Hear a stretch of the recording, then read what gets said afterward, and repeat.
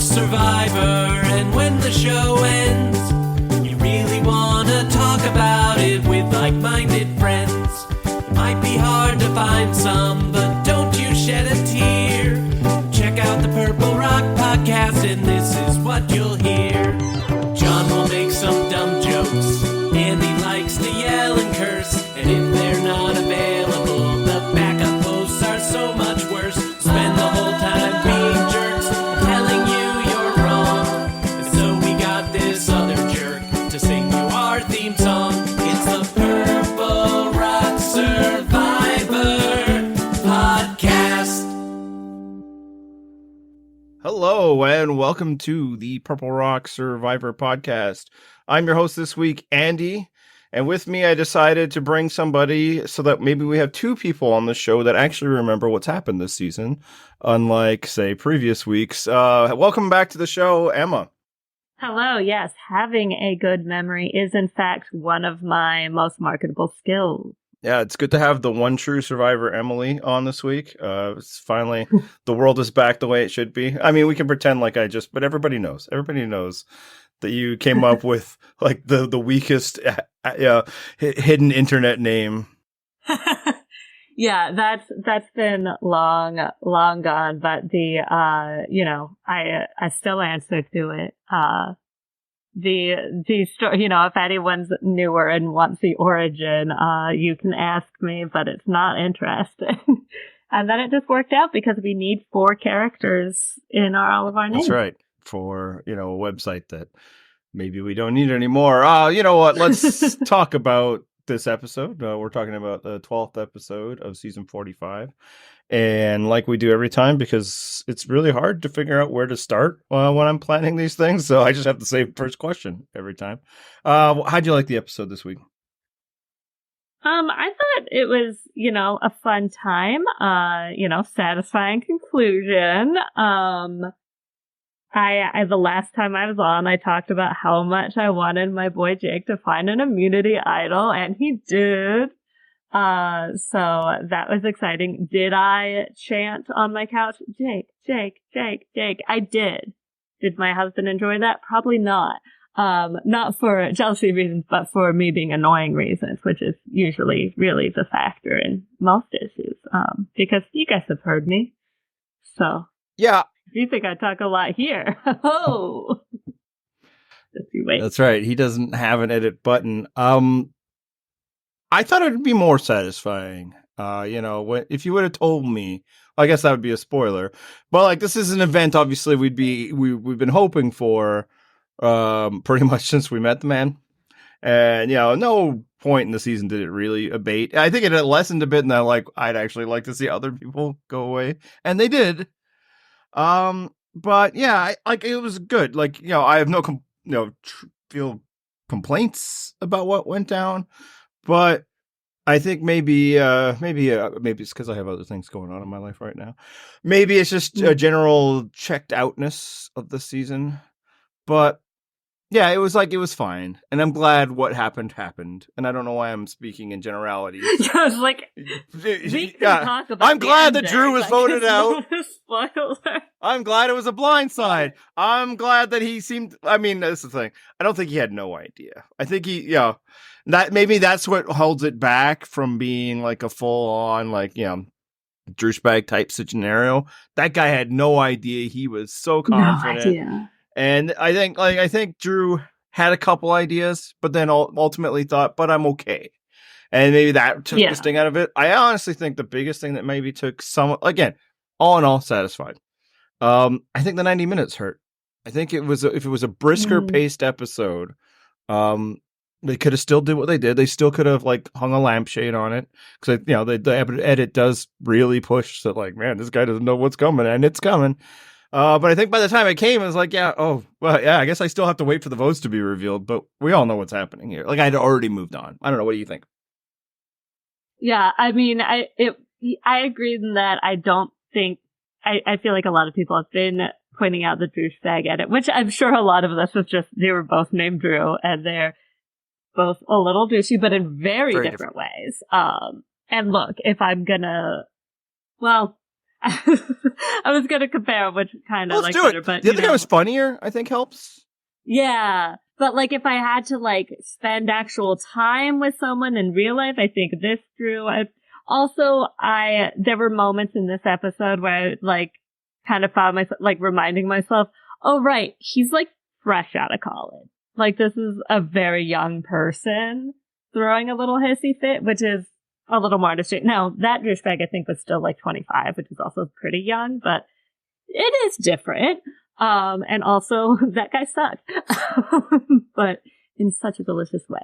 Yeah, I don't think this had that level of like anti-coronation. Like it wasn't like that much of a comeuppance, but it was fun. In the very beginning when Dee is talking about how she had to act and do all this, and then she was like, oh, we're all terrible actors here. I thought at first that it was going to be like he totally saw through it. And then when he was like, Julie must have just picked up on the fact that we were voting for her. I was like, oh, honey. Oh, no. Yeah, no. And that led to a lot of series of, Drew thinks it's one way and not. Again, like, I think it was fun. It was just after a while, it was the same beat over and over again. And that can get old, right? That's why songs have bridges and stuff. And again, this is why I've always said, I just think hour-long shows are better. That's all. It's not that I don't like obviously I'm fond of the show called Survivor. Look what I'm doing right now.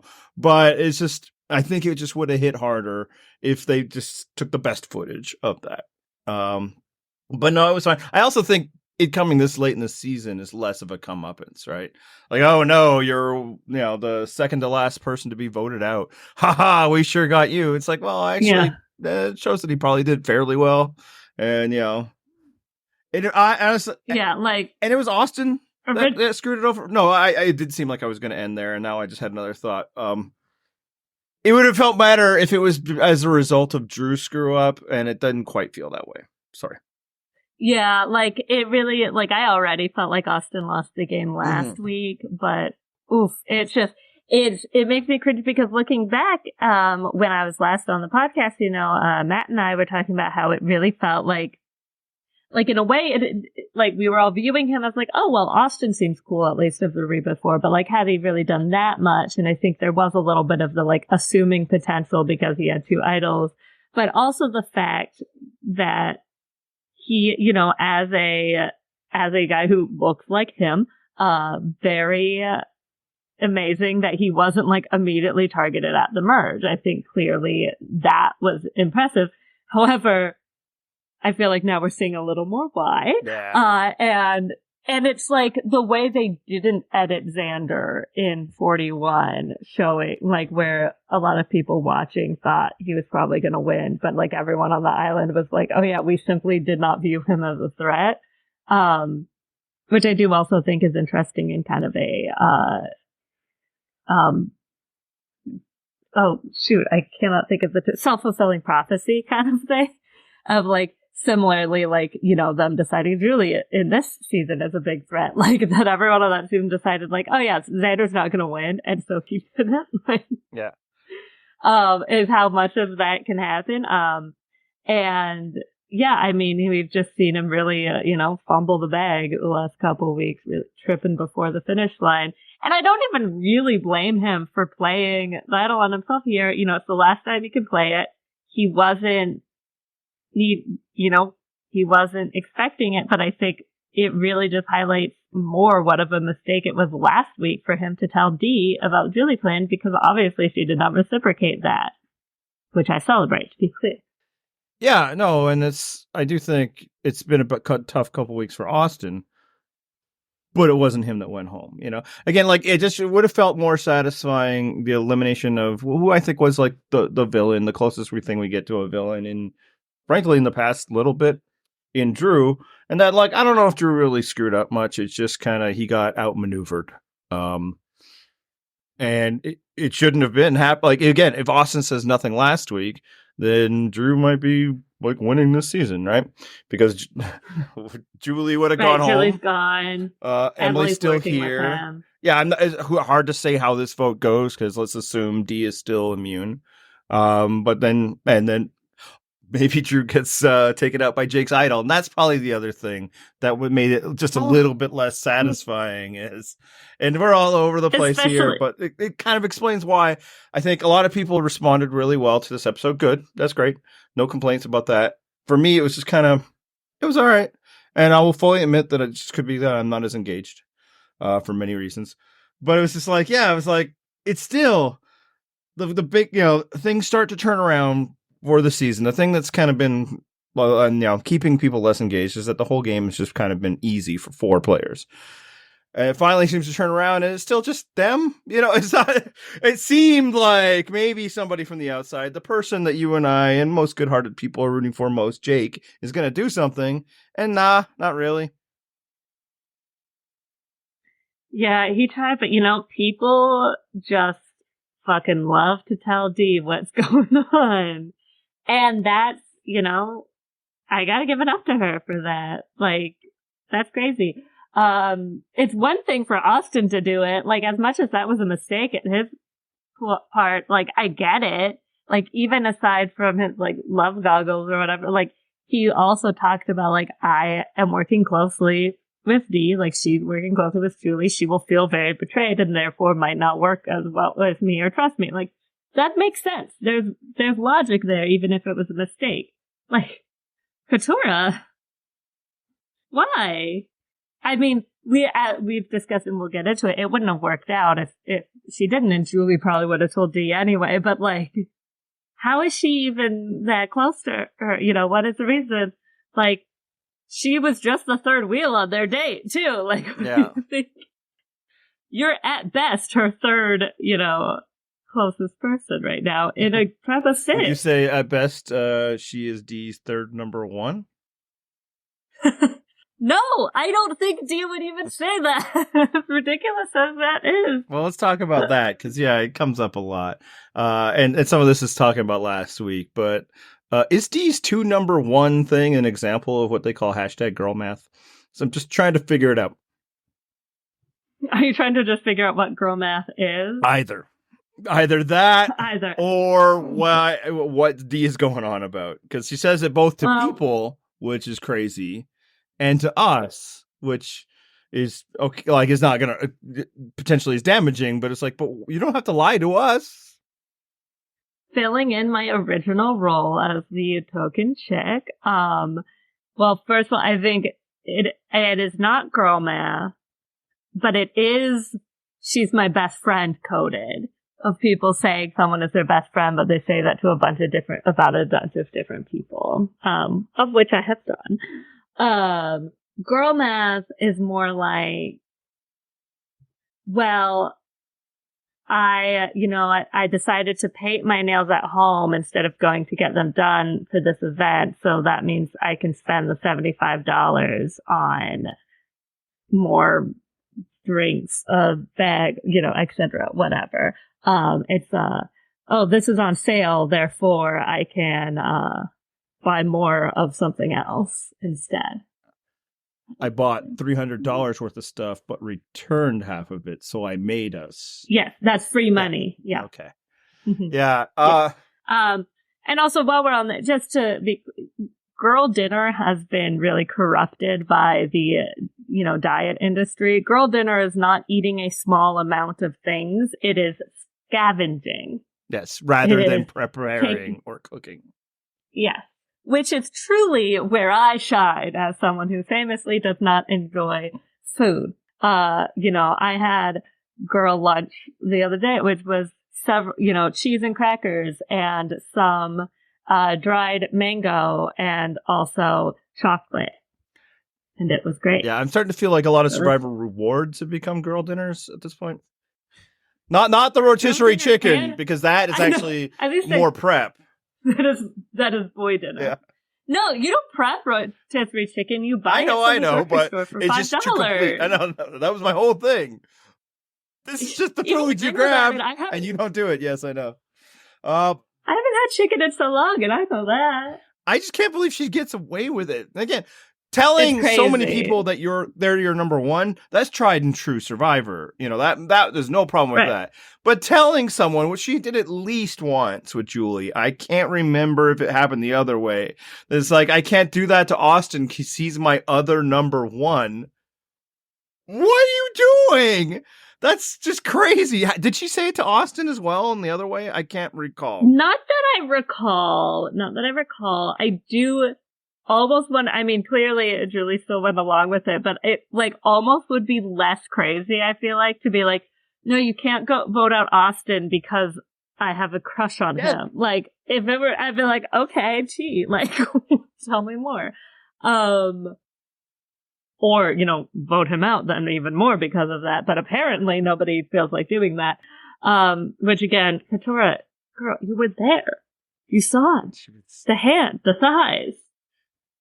I think there's nothing Katurah loves more in this game, and maybe is how she rates success in this game, than voting out annoying men. And in some ways, respect. You know what? Stan. Yeah, queen shit right there. And then, you know, maybe if she can, you know, blow up Jake's game in the process, that's just fun, you know, never stops being fun for her. Yeah, no, it's just, it blows my mind that there's like, seemed to be zero, you know, bounce back from that, from Julie. And, you know, obviously Julie was in a position where it's like, she can't toss aside potential allies when everybody's against her. And she obviously proves some value. But yeah, you don't tell them that you can say Austin thinks I'm his number one, and we can use that going forward because you're my real number one. Austin is the reason I have this information that I'm giving you. Yeah. That's valuable. He tells me things that we can use. Great. Yeah. And again, like, I'm even okay with her saying to us, you know, I have all these, you know, final two, like, number one deals with both of these people. But she just seems like very casually, both in, you know, that conversation with Julie and then in confessionals with us, just be like, they're my number ones. And it's like, it's just not how it works. I mean, I suppose there's ways to have multiple number ones. You know, Mariah Carey did it plenty of times in terms of number one records, but that's not what's going on here. You know, the ranking of when you receive one is within this group of people, right? There were like 16, of which, you know, she is one. One of them is 1, one of them's 15. It's okay if she didn't rank 1 through 15, but you can't rank them both at 1. But she can, because everybody loves her, you know? If there was because like the easy blowback from Julie would be like, so you're telling me that somebody else is your number one, and I can remove that person from the game with my lone singular vote. And that's not what went down. I'm guessing there was more to the conversation, given the secure, like, she knew he had another idol, so probably thought, like, if Dee is coming this strong about it, she'll probably tell him the way she's literally telling me now. But and then we are focusing a lot on last week's episode. Well, you know, somebody should, because the people who were doing the podcast on that episode, I'm not sure what they were focused on, but the events on the screen. Knowledge is power has had a huge effect on That's this right. season. I mean, there was the time that Bruce wanted everybody to think that he gave away an idol from Knowledge is Power. And of course, at least one person thought that was the dumbest idea in the history of the game. And then that person was convinced that that's exactly what Austin was doing when he gave Julie his idol, when in fact he was doing that because the game had separated players into 3 groups of 3, and there was concern that Julie would be leaving or going to a tribal council, which he could no longer protect her with the idol. So he gives her the only idol he was allowed to give her. That's what happened. The amulet was non-transferable, because that's what they said about amulets, almost certainly because of the whole we share this thing. It didn't stop being an amulet once it became an idol. It just became an amulet with idol powers. Anyway, last week, just some things that were bothering me. But yeah, no, so she gets away with that. Julie does not extract the revenge, and I think there's arguments for why Julie wouldn't do that. Interestingly, though, some of those arguments that I was thinking is like, well, they must be thinking that now there's going to be a new 3. You know, Dee, Julie, Austin. because Austin's with Dee. Dee's Dee and her number ones, right? But no, Austin isn't with Julie at all, as we see in this episode. So like that didn't backfire on Dee. As you said earlier, Dee gets Katara to from the edit instantly tell her Jake's plan, which was just a brilliant edit. Like the MVPs of the season are the editors. Truly. Even though, yes, Katara was third wheeling it, but she still seems very close to Dee. Obviously, Austin is not going to do anything that would jeopardize a relationship with Dee. A feeling that Dee doesn't quite reciprocate. We'll talk about that shortly. All of this kind of brings me like, what are we thinking about Dee's game so far? And what were you thinking before compared to now? Go. Yeah, so like there has been more, even before this week, there has been more discourse of like, wow, is Dee playing like the best game of the new era and like all this stuff. And I was like, what? Yeah. Oh. And I was like, okay. I know. And I was like, and this is again before this week's episode. And I was like, what has she really done? Like, besides tell Julie, which I think was the right call. But like, a lot of people talking about how she was always getting her way when she pushed on something, which I do think is good. But I think we had been saying with a lot of the early season stuff that her way was not necessarily like the smartest, like, still voting for Sifu, when Sean quit, wanting to vote Sifu when they didn't think Sean was quitting. Like, I think we thought was a mistake. Totally made sense for J. Maya to want to do. But I think, because she, like, didn't have anyone. But for Julie and Dee, who, like, had each other, and it just didn't seem to make a ton of sense to me. And then, I mean, because everything else has kind of been this consensus, or what our sweet Bostonian king would say, a dog pile, it's like, okay, but who, like... Yeah, how do you assign credit? Right? Sure. Like, yeah, like, okay, so they, all kind of got, like, maybe that's when she built that bond with Katara, but, like, Katara didn't go to Ross for Caleb. Cool. Good job. Like, they... I mean, in that very episode, she also tried to do the same thing with Jake, rather dismissively, and it didn't work there. Right. But hey, if you take two shots at it, that maybe is good. Yeah, and like, before that, they all voted for Caleb, and then they're like, okay, whatever, we'll vote for J. Maya. It's like, mandatory. Not that great. That's someone who thought she was working with you. Now, maybe that ultimately helped the V before tricked the Bello people and thinking they were not that tight. But, like, and, the mandatory is weird because of the limited people they can vote for, but, like, it didn't strike me as like a great move or even her move, and everything else was just like, yep, we're all voting out a Bello person. Like, I don't think the Kelly move was her idea, if I recall correctly, and that was kind of the only thing. I guess the really Kendra one like was her. She wanted Kendra because Kendra mentioned like, her. Okay, yeah, sure. I know. Way to go. Like, yeah, it again, also not just bad. been Jake, I don't it's think fine, yeah, I'm glad it wasn't. Yeah. And yeah, this is not to say that she's playing poorly. It just, I wasn't like impressed. But this week I was actually impressed. The fact that we've seen multiple people be like, I will spill a secret that I probably shouldn't to her. Great sign of social game. And then, we simply must stand a girl and a woman and a showman who, even after, like, faced with the exact same decision, basically. Like the next day. The next day, is like, no, I'm not going to tell him, actually, because that wouldn't be good for my game. And this would be better for my game. I'm like, yeah, do that. Great. Perfect. Excellent. Love it. Yes. Other affirmative words. Like, that was definitely good. And you know what? She looks strong. She's done great at challenges that involve thigh strength. So, good job. She clearly does not skip leg day. Women usually don't. Men are kind of the leg day skippers. I'm an equal opportunity skipper. All the days. I I don't know why I expressed shock when you told me that, people were saying that she's played the best game of the new era. I'm sure there are people in the discourse that were saying that about Kelly or Emily or Sabia. Like, that's just the nature of fandom. But Sabaya, I don't know why you can never, none of you ever remember her name. I just have to say it, Sabaya.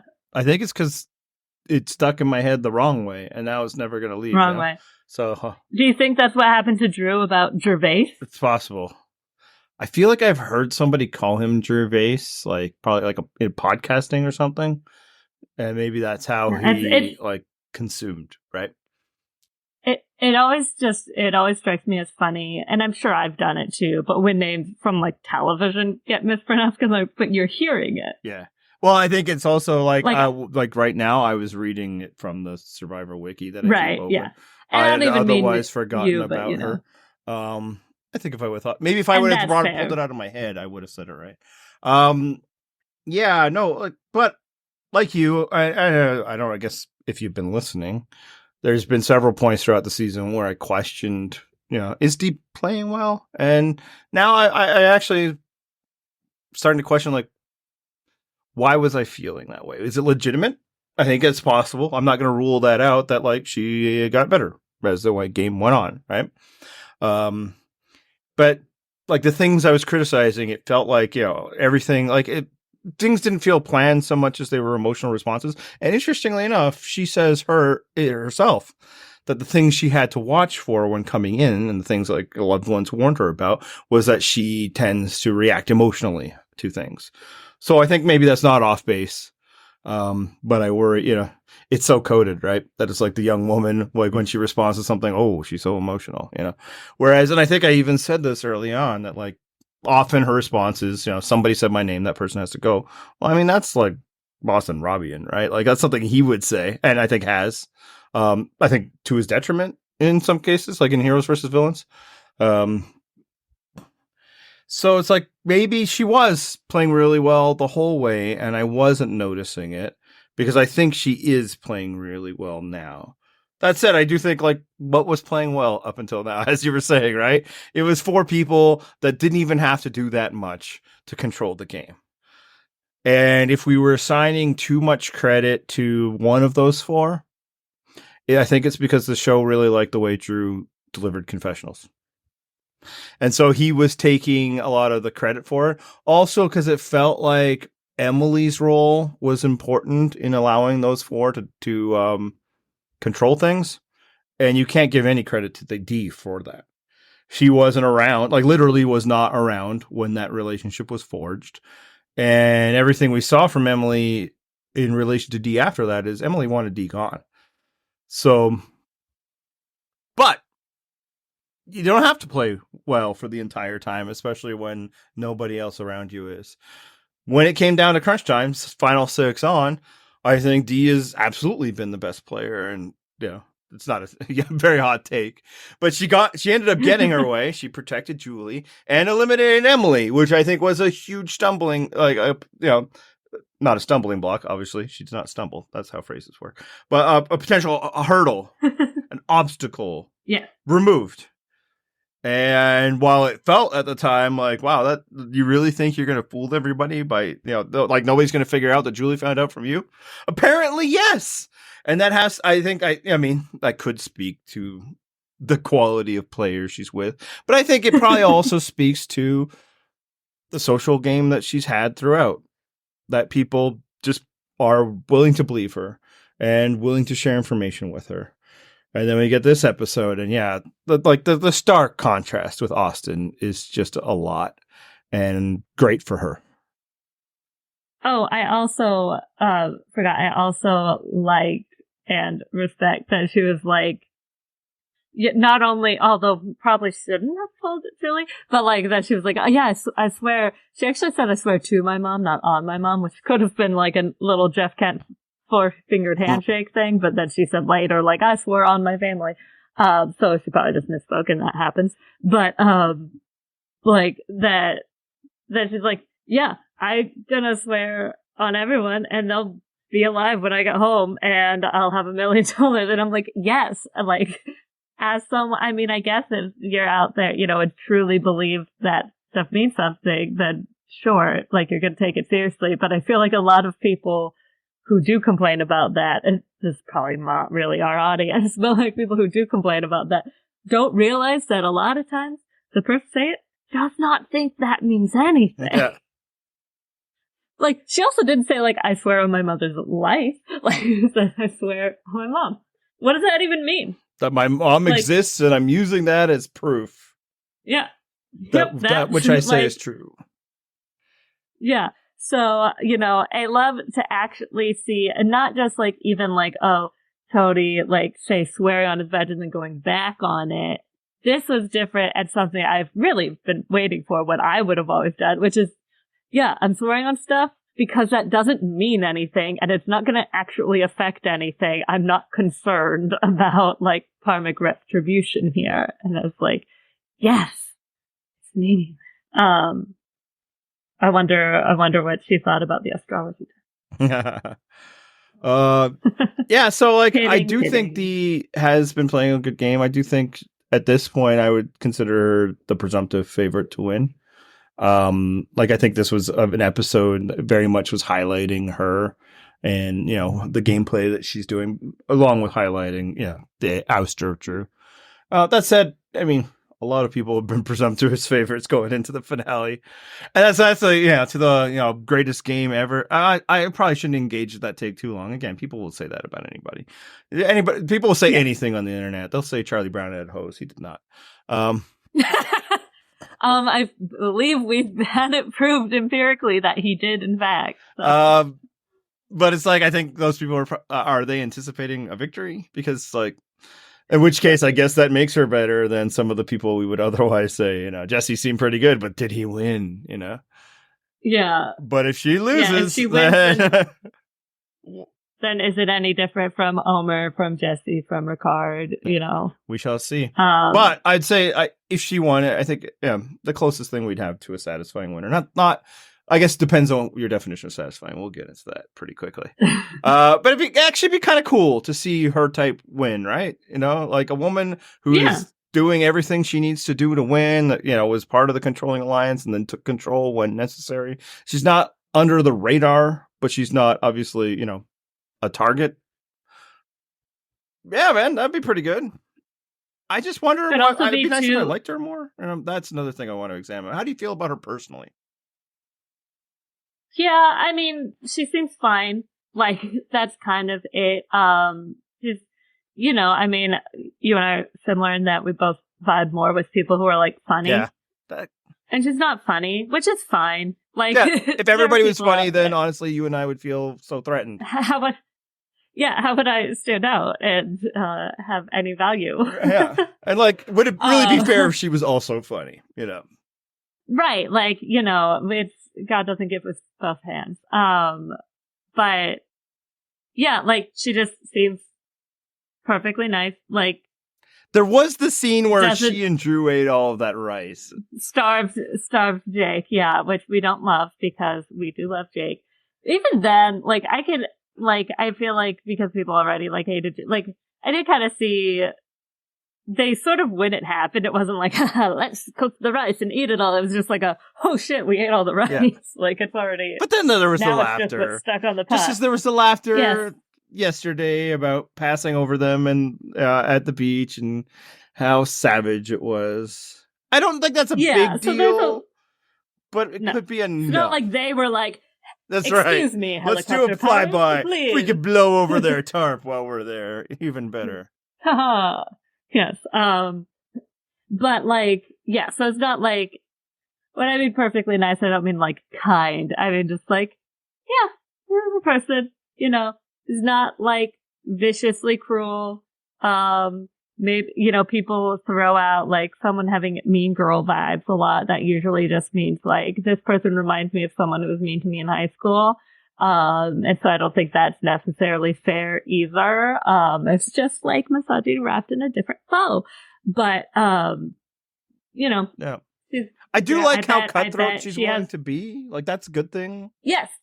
Again, like, as a game player, like, that's sick. Like, if, you know, and I'm sure she has, like, friends who like hanging out with her, and they are probably different than me and my friends are. And that's fine because different people are out in this world, and that isn't that lovely. I think what it is when they were doing that pass by the camp, and then her and Katura kept saying how savage it was, and I'm like, I think it's because she's millennial, It's just suddenly it's just different slang. And she makes me feel old. Maybe that's it. But then again, that might like be it. literally the same age as Jake, and not a problem there. But my man is throwing out like upsetting the apple cart type vibes, which like my wife also doesn't know that it's a phrase. Like I swear to God, it's a phrase. It's not that old. My husband didn't know it was a phrase. No, he didn't. He was like, what? What does he get? Like the same reaction that Katora had, where I thought Katora was reacting that way because she thought he said apricot or apricot, which also my mom thought. So she texted, she was like, I thought he said apricot, which like I say apricot, but I know other people say apricot. So it sounded like the apricot. Apricot. Wait. Like it was there. It was there. I feel like I've repeated it since that she knew it was apple cart. Because there's no such thing as no, she'd never heard it. And I'm like, well, I mean, it is kind of old timey, but also doesn't feel like particularly rare to me. Like it's a thing I've heard in my life more than once. And no, I went through the exact same thing. That's so funny. But yeah, I thought Jake was a little bit old. I thought he was like 30. He's 27. Austin's 27. He's 27. 27. Wow. Yeah. Wow, he acts like he's such a so late to being a lawyer. That's like only it's like what you took a couple years between undergrad and law school. It's all the plays. Some of those are pandemic years. That's fine, dude. Yeah, I mean Katora. Yeah, I mean I will say in my why do I remember this? Couldn't tell you, but someone did write in my yearbook once in high school like, Emily, you're a sav. So, like, it was definitely... Oh, I know. Like, savage wasn't invented, lexicon. But we don't say it as often as they do. I'm a millennial. Yes, I know. That's unfortunate. Is what I'm saying. It's an unfortunate reality that we deal with frequently. That's the thing. Like, I'm pretty millennial adjacent for somebody of my advanced age. Yeah, you're on the cusp. Yeah, both on the cusp and also, like, on the stupid internet all the time. But it was just, like, I don't know. With the way that, those three in the helicopter was just like, it's just because she's young. And again, none of it is like, I dislike Dee. Thank you for thinking millennials are young. To me, because I'm very old. And not young in the sense of like, oh, so she can't win. Absolutely, she can win. 27 is like prime, right? Yeah, perfect age. Yeah, like that would be the stinking Gen X's, like Drew. I think Rob C usually says like the golden years are like 28 to like 33 is like. But yeah, it was just like, but I don't know. Maybe the other thing is just like I am not vibing with the Dee and Austin romance at all. Do you have any investment in this at all? Investment is an interesting use. No, when it first was brought up last week, I texted to my mom, I was like, you'll never be mad at Franny. But, and then I was like, you certainly won't be Rob and Amber. Which I can't believe you weren't on the podcast last week when they had Rob and Amber. The whole episode peaked at that scene. And the scene from like 100 years ago. And then after that, I just talked about the rest of it. It's like, man, why am I not watching Rob and Amber get married right now? If you want, you can go to our website for Andy and I doing live text reactions as we watch the Rob and Amber wedding special. It's interesting. Lots of gay panic, unfortunately. Yeah, like an episode of Friends. So maybe the possibly worse. So maybe Gen X's would get it because apparently they love that show now. But yeah, that's Gen Z. Oh yeah, I'm Gen X. Letters. I think the problem is letters are too close to numbers when they're X's, and that's what confused me. Because honestly, when I was saying Gen X, I'm like, that doesn't feel right to me. Honestly, but also it's like people need to get better with naming. Because. Like, we hit the end of the alphabet, which also should be noted, X wasn't supposed to be part of the alphabet. Be about the alphabet! It was the unknown variable. People are already starting to say Gen Alpha, and it's like, look, people, first of all, elder millennials, you'll get some in denial who loves to say they're Generation Y, and I'm like, no, sorry, babe, that's just millennial before they came up with the term. We're all millennials. It's fine. It doesn't mean anything. It's just what year you were born. It's not a character statement. But then they just kept doing Z and Alpha, and like the Gen Z are of the age where we started to being called millennials instead. Come up with a new term. That's right. Come on. I mean, I would criticize it, except that like we started it, and by us I mean not my generation, because every generation was Generation X until they got a name, and then we just were like, well, we'll just keep that. I didn't know that because you were so apathetic. That's right. And then obviously it's because like books and stuff were named Generation X. But yeah, like the boomers were Generation X at one point. Oh, I actually didn't know that. That's why it's X, because it's the unknown variable. This is the generation of fill in the blank. We don't know what that is yet. There was no Generation A, B, C, or anything like that, you know? I knew that. And yeah, they need time, right? They weren't calling the greatest generation that when they were toddlers, right? Like they need to go out there and win a war. Yeah. But like baby boom, I thought boom is kind of like, oh wow, we sure. Yeah, I mean that one probably came pretty quickly because it was just in relation to what that which came before. There being so many of them. Generation. Yeah. This is fun talk. Maybe more fun than talking about the Korean romance. My thoughts about Dee and Austin. All my thoughts about Gen Z bringing back Y2K fashion and doing it wrong. I will say, though, I feel like, and maybe I'm misremembering, and fellow millennials can point it out, I don't feel like millennials were as concerned with what Generation X was doing, or their slang and terminology, or their fashion, as Gen Z seems to be about millennials. And so now it's like we're getting it on both ends, which is rude, frankly. Yeah, I think that might be fair. Like, obviously, like, we were a response to, like, the boomers. And that, like, fuck, man, we don't want to do any of your shit. But I think millennials because you had a thing, right? A brand new thing that was yours, and that would be the internet, right? Z's got nothing. All they have is, like, apps, specific apps, right? Like, they can point, like, we're TikTok. It's like, bitch, that's just video. Like, we had that, and they got rid of it, right? I can't remember what the app was called now. Vine. Yeah. Can you believe that like a company was sitting on like a gold mine and just like, now we don't need it. It's like Skype fumbling back when Zoom became a thing. Yeah, and it's just like, oh, your phones are a little fancier. Like there's to the degree that they don't invent their own culture, they just recycle not just mine, but yours. It's like, that's too fast, man.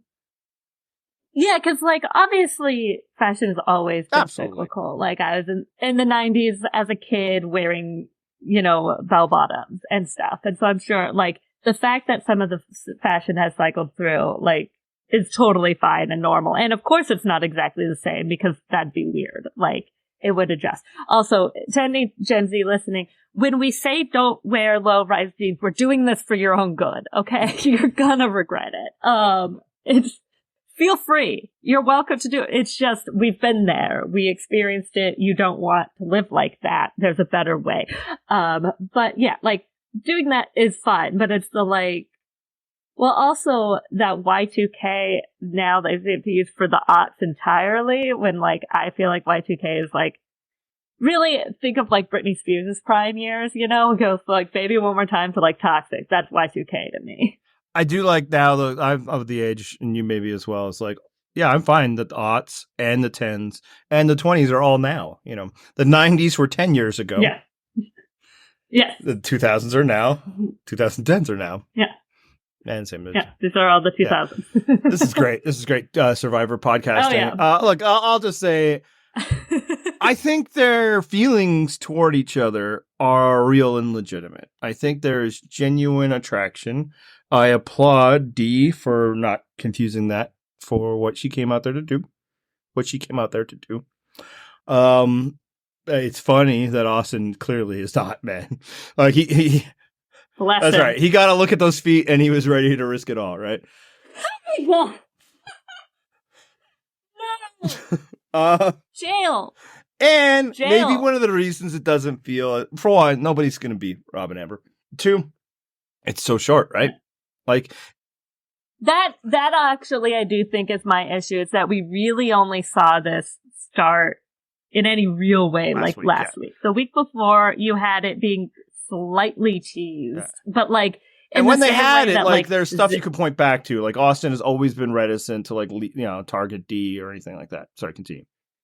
Yeah, but like similar to like Xander and Leon, except that was all from Xander. See, that was, but like that you were hearing, like we weren't hearing it from them. We were hearing it from other people being like, those are two attractive people who are the same age. And we're bored, so let's see what we can do. And that was like it. Which, to be fair, turned out to be the case. And also, like, just because that's more where my gaze goes, like, Dee, I get it, girl. Yeah, can't blame her. Can't blame him. These are two very attractive people, and maybe that's the other thing. Like last year, we had the refreshing. As we discussed, it's normally, if it's just two, now, and they don't seem particularly arrogant, so that's why it doesn't like, I don't detest it the way, like, Figgy and Taylor was, like, distasteful. But it's, like, so they're not, like, that arrogant, but it's just two hotties. Yeah. That's not fun. Two hot people that are, the same age. Frankly, like, possibly the only two real single heteros, like, maybe. Not quite, but, like. Yeah, I think that might be the case. Or like, of the young cohort, at least. Yeah. Like, from just sort of their on social media, I'm pretty sure Drew and Jake both have girlfriends. Emily had a long-term relationship. Has her long-term boyfriend. I guess we don't know about Caleb, but they're barely. Who was he with? Right? I would be shocked. What a catch! Although apparently Austin's single, so but you saw those pictures. Like. Look, a lot of us had braces, that's right. Man. It's fine. Glow-ups can happen later in life. Yeah. Sometimes it goes the other way. He's long bottomed for sure. I will say, the acne picture, I actually felt like that because not only is that, like, hard to deal with, but, like, that looks like the kind that's, like, painful, and, that sucks, and I'm glad I never had like terrible acne as a youth. But yeah, I do think it was too. I think it's too late in the season for us to get invested. Yeah, and then I think we were already just not that invested in the relationships of those four people because really through no fault of their own, their dominance made the season boring. In fact, largely through the fault of the other people. And we just had Matt and Franny, whose love is righteous and pure. Like I hope for the best for these two young people. Yeah. If they can overcome the fact that Dee is going to win $1 million and Austin's going out at 4 or whatever. And and living I think across the country from each other. Although Matt and Franny dealt with that, and they live together now, which isn't that darling. Boston, Rob, and Amber still live together. What? And and there are 4 mini Ambers who are getting less mini every day. And it is cool that Dee has escaped the trap. And I don't just mean the girl, but since Amber, that was going to put her on. It usually puts her in the crosshairs, and I think maybe that's another reason why we can't be as invested. Maybe this flirtation has been there for most of the time. There's of course the interregnum when they weren't in the same camp, so there's that. Although that happened in All Stars, and Rob drew a little heart on him. And then he did whatever he needed to do. He might have sunk his game in Austin ways, trying to make that deal. But yeah, and that Dee is very cognizant that I cannot be seen as in a showmance because it's death for me. Which might be why we haven't really seen it till now. Maybe they've done really good keeping it. Yeah, so it's there's a concern that the show kept this from us, and that's why we couldn't invest. But it could be legitimately them keeping it from everybody until you have that moment, right? You think you're alone. You think, oh, we're just touching hands. Nobody's going to notice. Everybody notices. And then one other thought I had is I've heard, and this is third hand stuff because I consume no real Survivor media anymore. But I think the show has kiboshed a lot of physical contact between players since 39. Fair. Yep. Fair. Yeah, they were not doing that with Rob and Amber, right? And I think they probably still were with Franny and Matt. It's just like those two dorks were, it didn't matter. They just needed little touching and eyes. And then, frankly, that's probably why there was maybe more. That was like, I should, but I can't. I should, but I can't. That's why it was. It was very cute. I like a slow burn. What can I say? Although I read one book recently that took till page 283 for the two characters to kiss. Like, what are we doing here? Unacceptable. Right? Anyway, it was still so good. Yeah, I'm glad that we're on the same page. Like, I'm not opposed to Dee and Austin. I hope Yeah. I don't mind when attractive people get together, It doesn't bother me because, I've lived that life. Yeah. It's good for the species. Yeah. But it's just like, okay, but the biggest emotion that comes out of it is like, way to go, Dee, for not letting this affect what you came here to do. And then the other thing is, man, Austin. I mean, look, man, it's most people are going to lose anyway, so I suppose, but she would have gotten over voting Julia out if you were truly one of her number ones.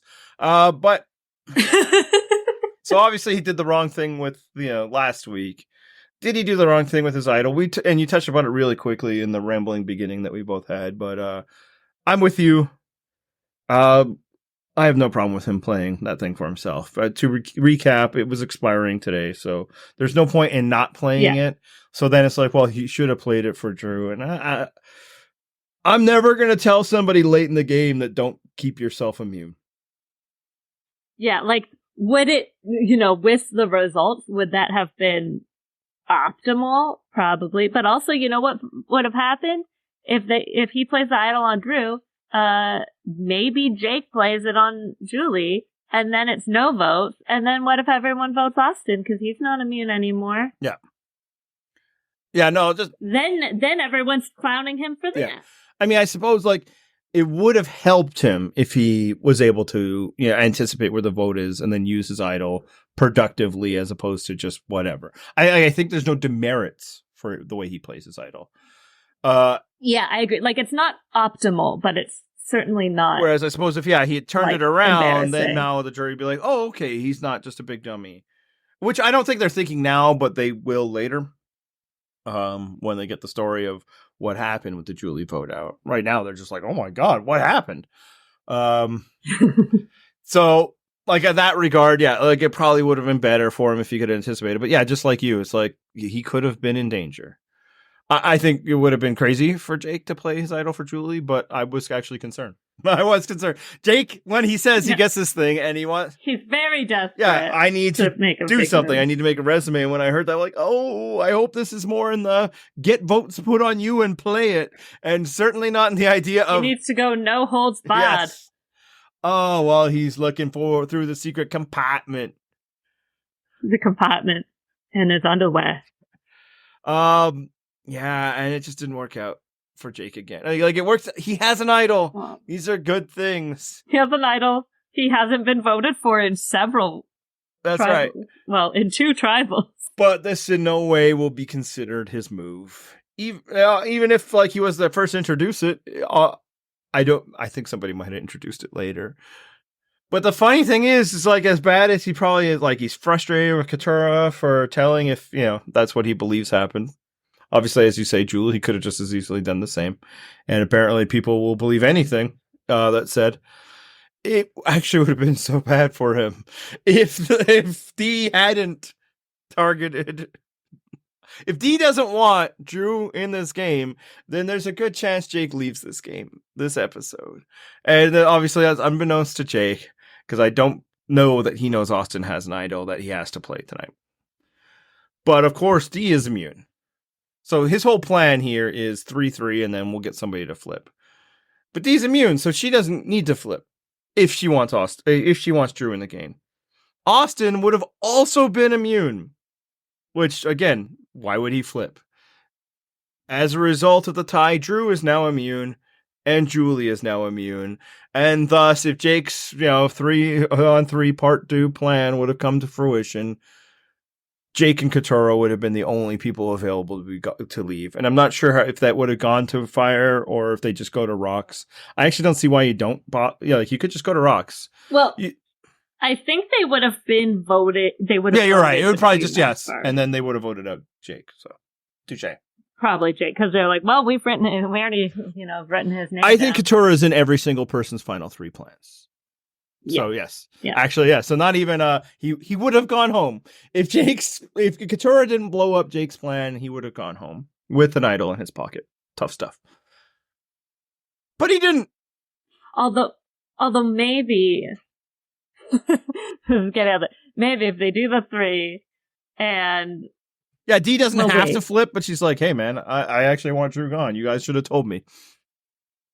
Well, and Austin would have had, so if Austin plays his idol, is Jake able to think fast enough in that moment to realize what going to rocks would indicate, and then play his idol, and then suddenly Katurah could get advantage get-in. I think...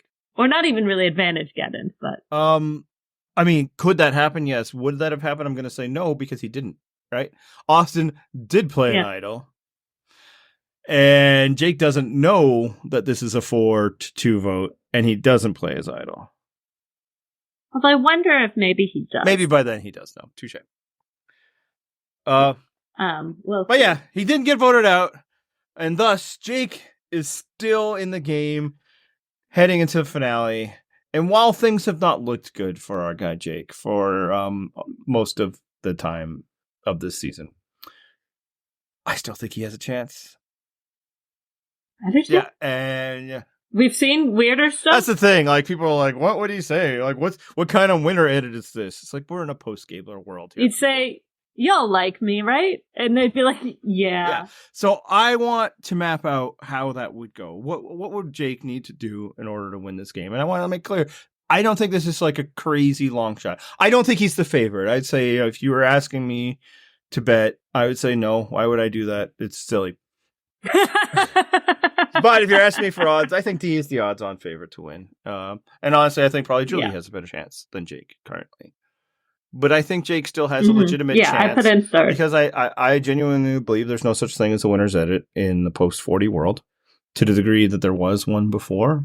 I think people have exaggerated what winner's edits are to say, like, anybody who was a winner, that was the winner's edit. No, that's not what winner's edit was supposed to be. And a lot of it is just post hoc, like, oh, well, I saw it now. Look, man, we're in a post-Gabler world. Don't tell me that somebody can't win. I mean, I'm going to say Katurah can't win, but, I could be wrong. I'm not. But yeah, would the show ever make a winner look like Jake? Yes, absolutely they would. This is what they do now. I don't think they care. So. And also, I think it hasn't, things haven't worked out for him, but I don't think it's really been in a way that's, made him look stupid. Yes. At least not to, I think, the jury.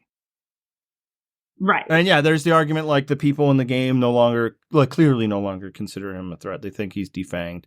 But they're not the whole jury, man. So I'm not too worried about that. Yeah. And also, I mean, everyone was talking about Dee as a threat at the beginning of the marriage, and then that stops being the person they were targeting. Yeah. And I think people just forget, juries aren't making logical decisions always, right, man?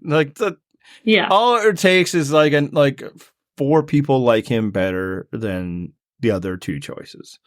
I think that could happen. So how do we get there? One thing is, we know, unless he does something Bruceian stupid, he's going to Final 4. Because he has that idol. Mm-hmm. But I don't think that's enough. Mm-hmm. I think he probably needs to do something at 5. So what probably needs to happen, and this is what I think, and you can tell me what you think, is he needs the votes on him, and he needs to use his idol to remove Dee. I actually think that's actually very plausible. Who's Dee going after? She's not going after Julie. She's probably not going after Austin. And again, I think Katurah is in everybody's final 3 plans. So it just makes sense that the vote will be Jake. So as long as Dee and Jake are not immune, I think the most likely scenario, and I should say, it's incredibly likely that Dee is immune. So I'm not saying this is going to happen. Yeah. But if those conditions happen, that Jake is available to be voted for, and frankly, if I'm Jake, I make sure I'm available to be voted for in order to win this vote. And as long as D is allowed to be voted for, if not, then he takes out a secondary target. But I think removing D is probably the most important part for Jake to have a chance to win. I think that's very plausible. I think it could happen. What do you think? Yeah. No, I agree. I think because they can't split votes, really, right? Yeah. I mean, they haven't been, so there's that. Yeah, if they weren't splitting it at 13, they're splitting it at 5. Yeah, I mean, I think, if D is not immune, either to take out D, or if she is immune, which, again, plausible, take out Julie then, because they've decided she's a threat. Then, whoever's, let's say Austin wins Final Four immunity, or D, or Julie. Any of those 3 win Final Four immunity. The one, they take Katurah. Whichever of those 3 is left faces him in fire. If Jake wins fire, then unfortunately we've seen that can be, it's not everything, Heidi, but it does help. And he's got this big underdog story. I saw someone in our comments, I'm sorry, I don't remember who, compare it to like heroes versus villains Sandra. Yeah, that's been the comparison I've had in my mind the entire time. Yeah, which makes sense. And I tried, to make moves. You guys wouldn't work with me. You guys went against me. I tried to play it hard. I was attacked. I tried to save Caleb. Caleb then you got my vote. And then and so I had to lie low and, put my head down and go along until they stopped using me as a decoy vote. And then that's when I was able to make my move, found an idol, did that. And if he's against Austin and Katurah, I think he's got a real shot. Even maybe Julie instead of Austin. I think Julie's harder, but I think it's doable. Yeah. Especially if this season, if it's only the later season people, who are not falling into the trap of the mother betrayed me and thus must die. And if they're the only ones who saw her as a threat. Plus, maybe, just maybe, we won't get a 7-1 nothing vote for the first time in the new era. Wouldn't that be nice? And then, because I do think a lot of times people are like, oh, because we tend to have so many landslide victories, people are like, but that person will never get so-and-so's vote. How can they win? I remember that a lot with Game Changers of oh, Sierra's definitely, her exit press, she's not voting for Sarah. Gabby's not voting for Sarah. And they didn't. But it didn't matter. Still got the most votes. Yeah. So I think, I would love if we had a plurality or a, even just I think it'll be a majority because I can't see Katurah other majority. True, you're right. But majority, but because honestly, and not even based on who's playing this season, last season is when it should have happened.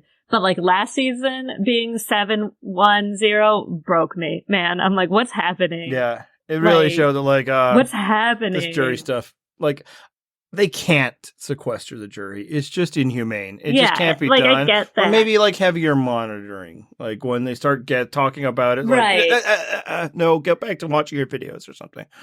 Maybe that. Yeah, it's out of hand. I don't like it. And it's the same, you know what it is? I was talking about this with my friend, when we were talking about Carolyn. It's the same with all of the votes in the game being consensus votes. People don't want to have not voted for the winner. I think that's why I think that's why Carolyn doesn't get Franny or Carson's vote, because they know Jam Jam's gonna win. Whereas Danny at least is Heidi's my friend, I'm gonna throw her a vote, which is fine. I have no problem with that. But it's okay actually to have your friend, get, especially if you actually think they played really well and deserved it, even if you don't think they're gonna win. That's fine. It's different than Winners at War with people, saying they would throw someone a bone to make sure the Edge of Extinction person didn't win, but even when they thought the winner played the best game, but not doing it because they were afraid of that. Like, if you, actually felt someone played a really good game, it's okay to vote for them, even if other people aren't. So I think, Jake does have to win fire ranking at 4. And honestly, I think that might be true even if he wins immunity. He might have to go into fire making just because, like, he needs some W's. I just don't want that. No, why? But and it's like because also it'd be again more beneficial that Julie, like, he's going up against Austin and Katurah than Julie and Katurah. So it's like, but and it might be less that he needs the W, although I think that's part of it. And again, I don't think you always need to win fire, but I think if you haven't done a lot, it doesn't help. It doesn't hurt, right? Maybe you don't want to give the mess, let Austin show off his fire making abilities, which I'm guessing are much better than Jake. We did get the scene between Jake and Katurah, and they were both bad at it. That could come into play. So I think he needs to win there, and then I think it is exactly the Sandra thing, and I've thought this for quite a while. Everybody's pointing out like how ineffective he has been making moves. Again, so was she. She and also how many of the people saying that also are like, no, Sandra's the best. And I'm not saying that you don't like, you have been on the record very early on that Sandra deserved her win and stuff. But I think it could be very powerful to that group. Saying anything about that. Yeah, man, we should be here. You should be here with me, but you wouldn't listen to me. And they'd be like, shit, man, Jake was right the whole time. And like, I don't think that a lot of that jury is particularly excited to have been beaten by the Reba 4, They think they've been sitting there since they've been at the jury being like, oh, damn, we should have done something. So Jake being able to go from a dead man walking to like positioning himself in the final 3, I think that would be very compelling to a lot of the jury. And even with Julie, like I think Julie would have the better chance because I'm just going to believe people at this point. They've been saying it enough. Yeah. But some of the people that have been saying that aren't going to be in the jury. They're going to be next to Jake, right? Katurah has been the one saying that. She's not going to get a vote. Austin or, Julie herself have been saying these. So they also won't be voting. Instead, it'll be, a lot of it'll be people that I don't think had Julie in the same esteem because they didn't really get to know her that well. Does Caleb have a Julie take? He was with her for like a day, a day when she was voting for him. Because then the next day they were on a different beach, and then I guess 2 days, she voted him out, right? Does Kelly might feel betrayed that, there's this whole, with girl power, we're going to have a woman win, and then what the hell, you guys, right? Kendra, I think Kendra would definitely vote for Julie. I think lock it down. Unless Kendra votes for Katurah.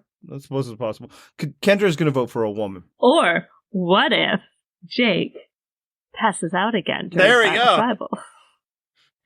Then you might get kidded. I think that might hurt his chances of the other votes. Although it could be the ultimate sympathy vote. He'd be like, they starved me. Is Bruce going to be all in on Julie? Like, I don't think Bruce is like Jake's buddy in the way that it seemed like early on.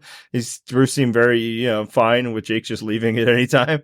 But I don't think he's as pro Julie as this whole, if Julie goes to the end. And then it's like, I could see Drew being a bitter person about how it went down with Julie, even though it's totally his fault and he went after her first.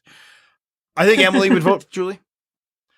Because she kind of suggested that she would, whoever played the best game. Yeah. But I do think, like, it's not just against Julie, against Austin. When she voted for her, she's like, if you make it to the end, I'm going to vote for you. So again, like, this is like, it could be a 4-3 type scenario. Whereas with Austin, I think a lot of votes would be in play for Jake. Not Dee's, I would imagine, But, so it's like, I think Jake has a really, and that's not just me, like, hope, casting what could happen. It's like, I think Survivor is kind of weird that way, and also I just don't think this has been a season of like, again, I think if Dee gets there, Dee wins, and she deserves it. But if she doesn't, just like if Jesse gets there, he was gonna win. Yeah, but those people usually don't get there. Dee has the nice thing that still nobody seems to see her as the threat, but there's also been times, again, credit to her, that she's been immune at the right times where people might have viewed her that way. Like there were times where it's like, man, well, like some of the moves against Julie early on, really, because they couldn't vote for Dee. So, yeah. Anyway, so I think there's a little bit to us. Before we go, I guess we should talk about Julie. Have you got any thoughts about her, since she probably won't be on the podcast next week? I think she's been pretty good, like.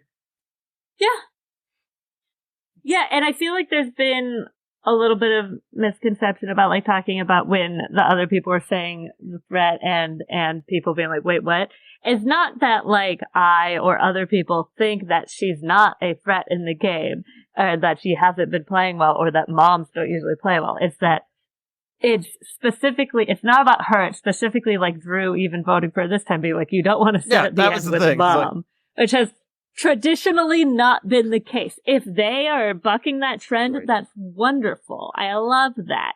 It is weird, and if they're talking about that amongst themselves, that they really respect Julie, that's wonderful. If you are saying, oh yeah, in Survivor, you don't want to sit at the end with mom, that's insane. Yes. And not true. You don't want to sit next to Julie. Makes sense to me, Her personally, everybody loves her. Great. But yeah, you never want to sit next to a mom. No, you almost always want to sit next to a mom. It's been a great way to go. Unless, it's all moms. It's tough. That's never happened. Oops, all moms. No, but the one, we had two moms and somebody else. And that's when you got a mom winning. Well, it should be noted, I don't know. No, we haven't talked this season on the podcast. There's a difference between a woman that is a mom and the tribe mom. And Lisa Welch was the tribe mom. Denise was not. At all. Denise was at best Malcolm's jungle mama, which I believe is in his vote. But I don't think even on the island that was like their vibe. No, I mean, Denise was younger than a lot of the people after the merge. Is Artist thinking of her as the tribe mom? That was Is Jeff Kent thinking of her as mom?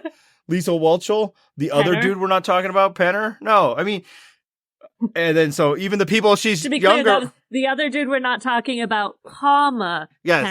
Penner we can talk about, just in case anyone heard that wrong. Penner's fine. We love Penner. I'll talk about him whenever. I love talking about Penner. I mean, the one person she's definitely older than, although not as much older than as you think. Abby Maria was definitely not thinking of Denise as her mom. Yeah, Abby Maria was. That's the crazy thing watching that season is like, that is a 34-year-old woman.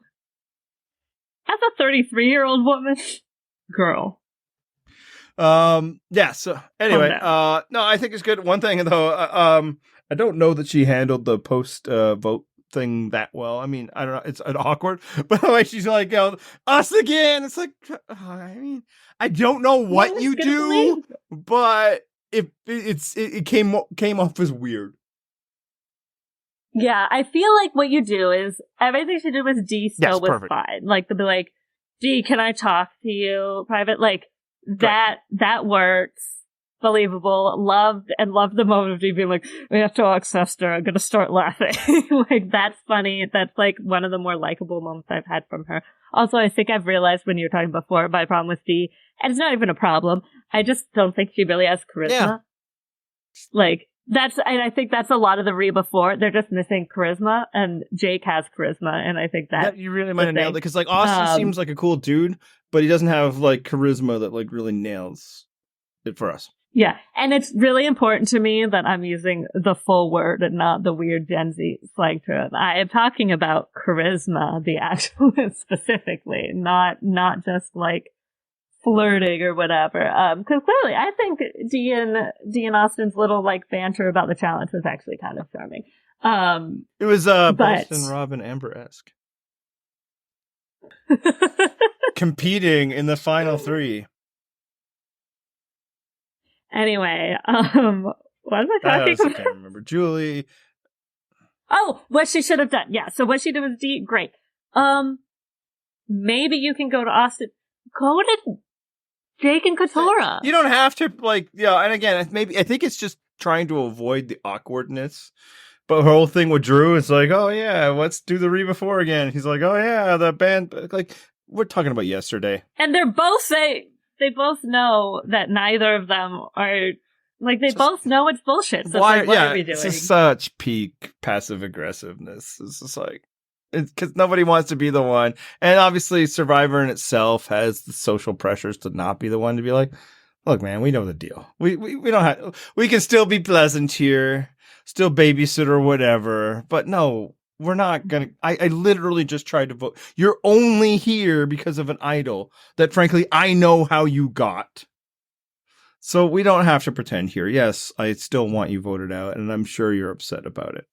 I turned on you. The only thing Drew has is like, so did everyone else, though. Yeah. Anything else about the episode, season, whatever? What an ending.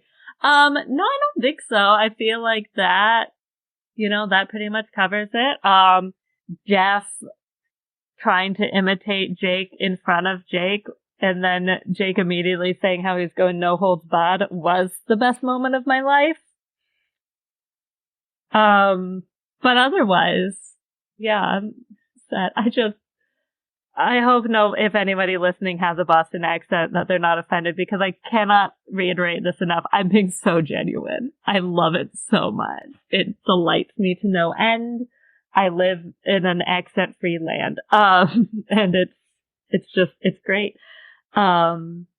It's so fun. You know what was also fun is you and Matt talking about how fun it is to hear accents while Matt is talking in his Philadelphian accent. It's like his Philly accent. I know. It's like at my job where everyone is most people are Midwestern, and there are a couple people from like sort of a company within a company who are Californian, and we talked about that, and they're like, oh yeah, something in California. So I was like, oh yeah, like really, like like the fry talk and the up talk and all the likes, and they're like, whoa, and I was like, yeah, I can turn it on if I need to, but we don't have the Californian code switching is what we're doing here. Yeah. Oh yeah. No, I mean, I do say like a lot. That is accurate. That's just complicit territory. But I don't think I have. I mean, I'm not from the Valley. I mean, once this podcast is over, my wife is gonna be like, "How'd it go, eh?" And I'll be like, "Oh, it was pretty good, buddy." Yeah, I mean, I've been watching Fargo, so, I'll slip into, like, the Minnesota every now and then. Oh, yeah. Because I just like to imitate accents. All right. My toxic trait. Speaking of toxic traits, where can people find you socially? At Purple Rock Emma on Twitter, because I'm calling it Twitter. And, again, I said this last time I was here. If you need a Blue Sky code, let me know on Twitter. And then you can follow me, but I'm not doing Survivor stuff there. Trying to like have something that can both have like online Fred Survivor people and also my in real life people without it being weird. So different name, different handle, all of that. So I'm just not tweeting about Survivor. So it's probably not, and I'm not posting very often there. I did post about how I wish the Dodgers don't exist though, because what a miserable few days. It's exciting. You get to like just go see him. He's in your city. What could be the bad news? Kill everybody. Well, now a glass now too. We'll still wait and see where Yamamoto goes. We got a new Korean player who seems pretty fun. That should do it. You can. They call him Grandson of the Wind because his dad was Son of the Wind. That's fun. Sure. He hits home run. If you'd like to comment on this or our general takes on entire generations of people, or what the hell, this episode of Survivor, you can do so on our website. That's at purplerockpodcast.com. Email the show at purplerockpodcast@gmail.com, or, just go on with your life. Season ends in a week, and somebody will be back here to talk about it then. Let's hit the theme music. This is the copyright-free outro to the Purple Rock Survivor podcast.